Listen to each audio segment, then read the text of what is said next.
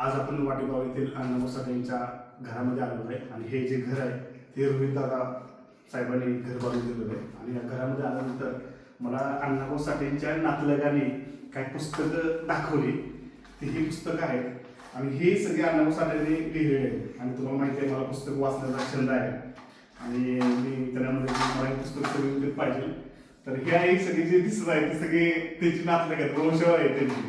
त्यामुळं तुम्हाला माहिती आहे गरीब कुटुंब असणारे आपल्याला बोलायला नको, मी आपल्याला पुस्तकावरती येतो. हे अण्णाभाऊ साठेंनी स्वतःच्या हाताने लिहिलेलं पुस्तक आहे, गजाळ अण्णाभाऊ साठे. ओके, नाही असं काही असं ते गजाळ अण्णाभाऊ साठे खूप प्रसिद्ध पुस्तक आहे. नंतर कुळवंटवाडी, म्हणजे जी पुस्तक मला वाचायचं का ना ते पुस्तक मला मुंबईत पण भेटली नाही, त्यांच्या घरामध्ये येत आहे कुळवंटवाडी.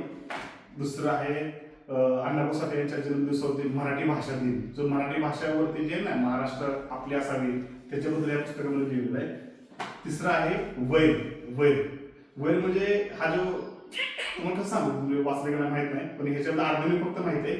ह्या वैरमध्ये एका पुरुषाचं आणि एका महिलेचं जे संग्राम त्याच्यामध्ये दिलेलं आहे. चौथा आहे अण्णाभाऊ साठेचं गुहाळ जे गुरावर त्याचे ते पण गुहाळ आहे. चौथा आहे नवती, ही एक नॉर्मली कादंबरी सारखंच काय आहे पण पण चांगलं आहे, म्हणजे याला पण त्याचं 2-3 भाषेमध्ये लँग्वेज झालं आहे. मित्र बांधवा हे आहे. त्यात ही चिरागनगर मधली भूतं, हे पण खूप फेमस पुस्तक आहे. चिरागनगर मधली भूतं. चिरागनगर मधली भूतं हे घाटकोपर मधलं एक तिथं नगर आहे, छोटंसं विलेज टाईप किंवा एका गाव तुम्ही समजा तसं चिरागनगर मधली भूतं ही सगळ्यात हे पण चांगलं आहे. पाझर अण्णाभाऊची सगळीच पुस्तकं एकदम फेमस आहेत, त्याच्यामुळे कोणत्या पुस्तकाला मी हे बोलू शकत नाही. नंतर तिसरं आहे आग आहे. नंतर पाझर, वैर, हे अग्निदिव्य. हे अग्निदिव्य पुस्तक लहान आहे पण हे मोठं पुस्तक मी वाचलेलं आहे.